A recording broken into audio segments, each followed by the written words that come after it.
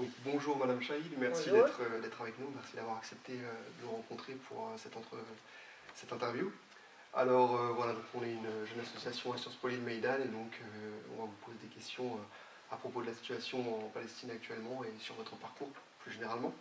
Donc vous êtes né à Beyrouth, de parents palestiniens, vous avez toujours donc défendu la cause palestinienne. Vous avez été notamment représentante de la Palestine en France et à l'Union européenne de 1994 à 2005. Du fait de votre expérience internationale auprès du gouvernement français et auprès de l'Union européenne, qu'est-ce que vous pouvez nous dire de la position de la France et de l'Union européenne vis-à-vis de la question palestinienne? Comment a-t-elle évolué et comment cette cause est-elle entendue au sein des cercles dirigeants français et européens?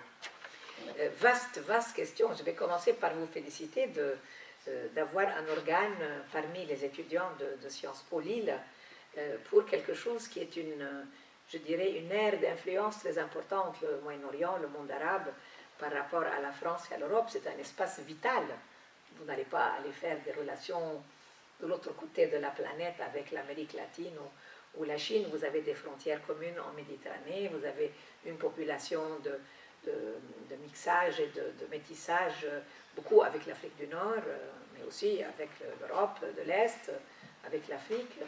Et je trouve que c'est essentiel, lorsqu'on est en particulier à Sciences Po, de s'informer, de mettre les vraies informations sur toutes ces questions-là au service des étudiants, parce qu'il y a beaucoup de fausses informations.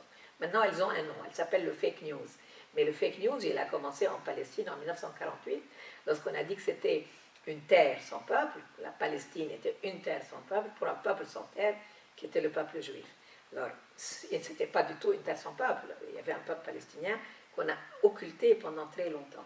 Donc, l'information est quelque chose de très important, à mon avis, lorsqu'on s'intéresse à la politique, à l'histoire, à la sociologie.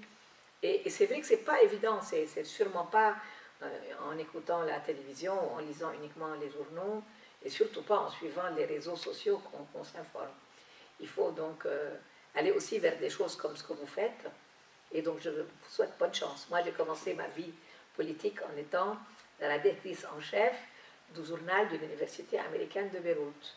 Et ça a commencé avec écrire les articles, et je suivais le journal jusqu'à l'imprimerie, et à 5 heures du matin, on roulait des manouches et des sandwichs avec les ouvriers. On était encore à la typo. Ils mettaient les petits plombs pour composer les textes en métal et on tirait sur la machine. Donc, c'est vous dire que pour moi, la presse est très importante. Je dirais que on peut difficilement résumer en quelques minutes la situation de la Palestine au niveau de ses rapports avec la France et l'Union européenne. Mais je dirais quelque chose qui est essentiel, c'est un peu le fondement de tout. C'est que le problème israélien ne commence pas dans le monde arabe, ni même dans le monde musulman. Il commence en Europe, avec l'éradication, l'élimination physique des communautés juives d'Europe centrale, et puis de l'Allemagne, et puis la poursuite des communautés juives dans beaucoup de pays, incluant la France. Et que donc, c'était normal que les survivants, ou ce qui est resté de ces communautés, n'étaient pas exactement très à l'aise en Pologne, en Hongrie, dans les pays où ils ont eu l'impression, en Allemagne ou en Lituanie, où ils ont eu l'impression que leurs compatriotes, parce que les Juifs étaient des compatriotes de chrétiens qui vivaient avec eux, n'ont rien fait pour les défendre, pour les protéger. Et donc, ils ont été chercher une terre promise. Alors, bien sûr, le mouvement sioniste a très bien exploité leur désir d'un lieu où ils pouvaient ne pas revivre un autre génocide. Et donc, je pense que pour ces raisons-là, parce que ce problème de l'antisémitisme, des camps de concentration, des camps de la mort, du gazage de 6 millions de juifs, a eu lieu dans ce continent, c'est très important que ce continent assume sa responsabilité historique. Alors, ce continent, malheureusement, avec les États qui le représentent, en 1947 et 1948, a plutôt envoyé le problème vers le monde arabe et a créé, par ce fait-là, un autre problème qui est le palestinien, qui n'avait rien fait pour mériter d'être chassé de son pays. Parce qu'en 1948, notre traumatisme principal s'appelle la Nakba, c'est-à-dire la disparition d'une société qui était sous mandat britannique et qui devait passer à l'indépendance, comme le Liban, comme la Syrie, comme le Maroc, comme la Tunisie, oui. Et on s'est retrouvé sans pays. Et donc, je pense que l'Europe a un rôle très important à jouer. Au sein de l'Europe, je dirais qu'il y a, même si officiellement c'est une Europe unie, mais elle n'est pas du tout unie. Il y a une immense différence entre, par exemple, la position de la France et la position d'un pays comme la Grande-Bretagne. Moi, j'ai été ambassadeur à l'Union européenne pendant 10 ans. J'ai vu combien cette différence était marquée.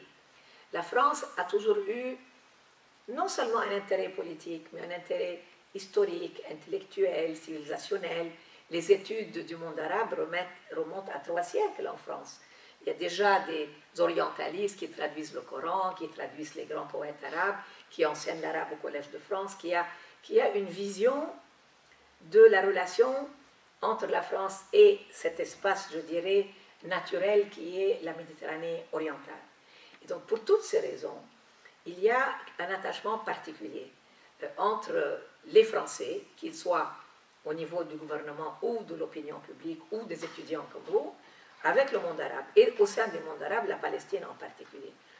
Ça se voit par la déclaration de Venise en 1980, lorsque cette déclaration, qui est beaucoup votée aussi grâce à l'appui du gouvernement français, reconnaît le droit à l'autodétermination du peuple palestinien.